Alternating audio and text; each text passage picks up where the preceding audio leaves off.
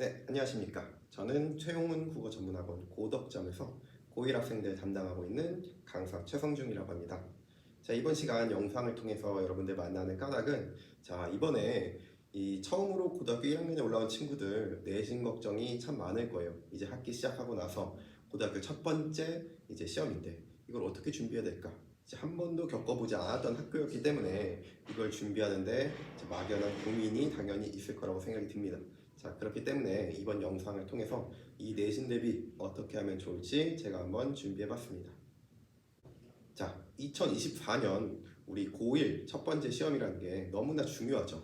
일단 첫 번째로 고등학교 올라와서 처음으로 보는 시험이기 때문에 이 시험의 중요성, 우리 첫 단추도 잘 깨워야 된다는 말이 있듯이 이 시험을 좀 잘 봐놔야 그 경험을 바탕으로 나머지 시험도 자신감 있게 볼 것입니다.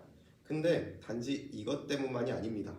우리 올해 고1이 되는 친구들은 다른 학년에 비해서 좀 독특한 경우를 할 수 있어요. 좀 특별할 수도 있겠죠. 왜냐하면 우리 친구들이 열심히 3년 동안 준비해서 수능 시험을 치게 되면 혹여나 만족할 만한 점수가 나올 수도 있겠지만 만족하지 못할 점수가 나올 수도 있습니다. 자, 근데 문제는 만족하지 못한 점수가 나왔을 때 그때 재수를 많이 고민을 하게 되시죠. 근데 이 친구들 재수하게 되면 누구랑 경쟁하느냐? 바로 그 1학년 밑에 친구들, 바로 바뀐 수능을 준비한 그 친구들과 경쟁을 하게 됩니다. 2028년도부터 이 수능 제도가 바뀌기 때문에 이 친구들은 처음에 봤던 시험과 그 재수 때 봤던 시험이 조금 달라질 수밖에 없어요. 국어와 수학 모두 조금씩 바뀌게 되죠. 심지어 탐구는 너무 많이 바뀌게 돼요. 그렇기 때문에 지금 이 친구들 차근차근 내신 준비를 해서 고등학교 3학년 때 수시로 입학하는 게 가장 대입에 유리하다고 할 수 있습니다. 그렇기 때문에 우리 이번 고1 첫 번째 내신 시험 너무나 중요하겠죠? 그래서 이거 어떻게 준비하면 좋을지 다음에 한번 보도록 하겠습니다. 처음 명일력으로 올라온 친구들 좀 많은 걱정이 좀 있을 거예요. 왜냐, 일단 여고다 보니까 우리 내신 준비하는 친구들, 우리 남녀 공학에 비해서 매우 힘든 것 알고 계시죠? 일단 여학생들이 또 꼼꼼하고 또 공부도 좀 열심히 하는 친구들이 많다 보니까 실제로도 이 남녀의 차이가 여고에서는 좀 드러나는 편입니다. 그래서 내신 준비가 그만큼 힘든 만큼 이제 내신 준비 어떻게 준비하면 좋을지 한번 효율적으로 한번 살펴봐야 될 텐데요. 자, 일단 명일여고 같은 경우 다른 학교랑 다르게 조금 독특한 특징이 하나 있습니다. 바로 최근 3개년 동안 기출 추세를 보면 알 수 있는데요. 자, 최근 3개년 동안 이 서답형, 우리 흔히 말하는 단답형이나 서술형이 나왔던 적은 단 한 번밖에 없습니다. 자, 그럼 21년, 23년 모두 다 선택형 출제만 됐는데요. 자, 이렇게 본다면 명일여고 선택형 위주의 출제라고 볼 수 있습니다. 자, 근데 이게 과연 좋은 일일까? 라고 한다면 저는 좀 갸우뚱하게 되는 면이 좀 있습니다. 왜냐하면 명일여고는 선택형으로만 거의 출제하는 반면 그 지문의 길이라던가 그 난이도가 결코 쉽지 않은 편입니다. 자, 그래서 우리 선택형으로 출제되더라도 이게 서답형이냐 아니냐에 상관없이 어떻게 하면 이 선택형으로 출제된 지문을 잘 분석하고 그 문제의 정답을 잘 찾아갈 수 있을지 그걸 대비하는 게 중요합니다. 자, 근데 명일여고 선택형 위주 출제. 자, 이제 알겠는데, 자, 그럼 어떤 영역을 주로 출제하느냐 본다면 문학의 비중이 압도적으로 큽니다. 아이들이 조금 감으로 풀게 되는 그 문학 영역, 그것 위주로 많이 출제되고 비문학은 단 4문제뿐이었는데요. 자, 이렇게 본다면 비문학 조금 좀 소홀히 되지 않을까? 라는 좀 생각이 들기도 합니다. 자, 근데 명일여고에서 출제되는 비문학 영역 모두 다 교과서에 나오는 지문을 통해서 출제하고 있습니다. 자, 그렇기 때문에 이 교과서를 씹어먹듯이 공부한 친구들 비문학 지문 읽지 않고도 문제 풀 수 있습니다. 자, 그래서 비문학 영역에서는 아이들의 성적을 크게 가르지 못했을 것입니다. 자, 그래서 우리 기본은 뭐냐? 교과서에서 출제되는 건 반드시 다 맞춰야 된다. 자, 그렇기 때문에 이 내신 공부 열심히 하는 우리 여고 친구들 교과서 안에서 출제되는 거 이건 누구나 다 잘하겠죠. 자, 그렇다 보니까 이 명일여고만의 특징 바로 하나 더 있습니다. 바로 외부 지문 연계가 명일여고 시험에서는 가장 중요한 포인트입니다. 자, 명일여고 같은 경우에는 전체 25문제 중에서 절반 이상을 외부 지문 연계, 즉 교과서에 나오지 않는 이 작품을 이 시험에 넣어서 출제하고 있습니다. 자, 그렇기 때문에 이 시험을 준비하는 친구들은 많이 당혹스러울 수밖에 없어요. 왜냐? 자기가 내신 공부하듯이 미리 공부하고 미리 암기하고 보는 시험이 아니라 자기가 시험장에 갔을 때 자기가 몰랐던 지문을 위주로 출제하고 있구나. 자, 이런 것들이 꽤나 큰 비중으로 출제되고 있구나 라고 보게 된다면 엄청난 부담감을 느낄 수밖에 없습니다.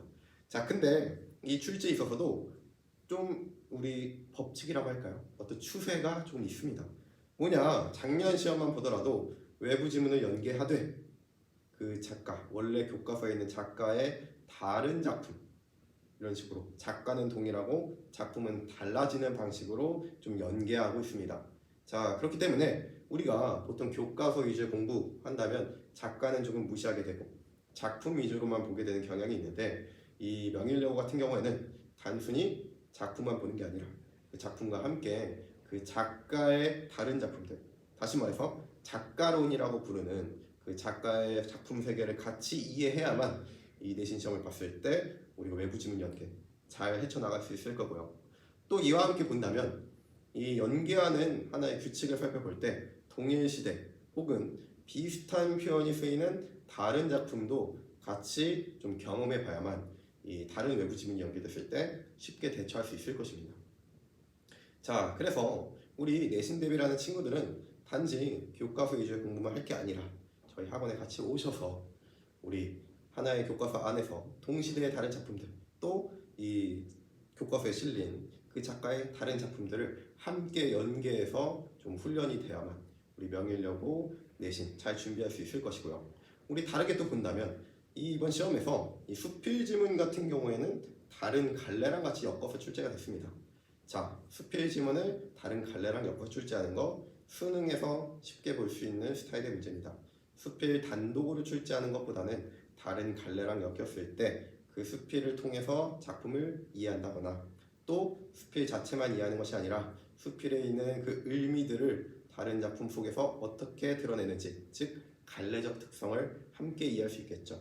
자, 이 명일여고 같은 경우에도 이 수필을 이용해서 갈래적 특성을 이해할 수 있도록 하는 문제 이번에 나왔습니다. 자, 그렇기 때문에 이 수필 이용한 갈래 복합의 지문을 함께 이해하는 것이 이 명일여고 시험 대비에 있어서 가장 중요한 포인트라 할 수 있겠고요. 이런 갈래 복합 혼자서 준비하기 어렵습니다.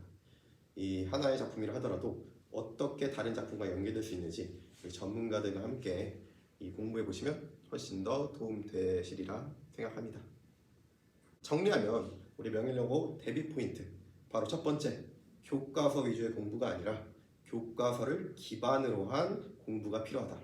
왜냐, 우리 교과서 위주의 학습, 교과서에 있는 작품만 공부하게 되죠. 그게 아니라 교과서를 발판 삼아서 다른 작품 세계로 이제 뻗어나갈 수 있는 공부, 그게 명일여고에 있어서 가장 중요한 포인트 첫 번째가 되고요. 두 번째, 명일여고의 시험 지문의 길이가 상당히 깁니다.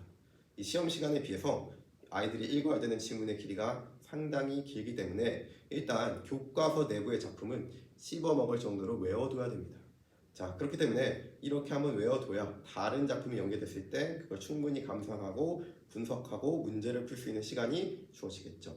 자, 그래서 교과서 위주의 학습과 더불어 이 교과서에 있는 작품들은 모두 다 씹어먹고 그걸 바탕으로 해 다른 작품들까지 이제 익숙하게 좀 풀 수 있도록 그런 준비가 가장 중요하다고 할 수 있겠습니다.